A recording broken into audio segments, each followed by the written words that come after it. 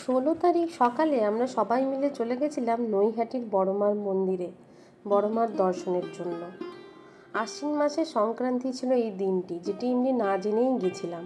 গিয়ে দেখি অসম্ভব ভিড়, বিশাল লাইন। আমরা দীর্ঘ 3.5 ঘন্টা লাইনে দাঁড়ানোর পরে আমরা মায়ের দর্শন পেয়েছি। ওইখানে ছিল একটি বড় পুরনো পোড়া বাড়ি। নৈহাটির বুকে দাঁড়িয়ে আছে আমাদের সবার আশ্রয় এবং অপরূপ আশ্রয়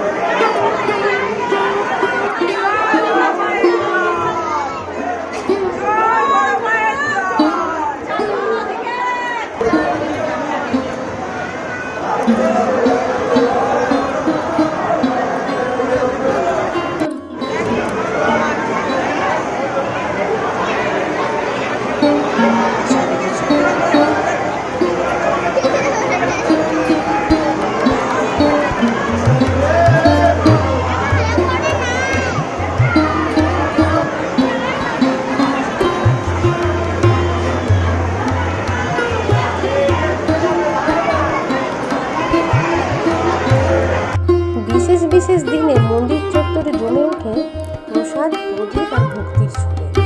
দূর দূরান্ত থেকে মানুষ এসে যোগ দেন পুজোয় ঠিক আমাদের মতো।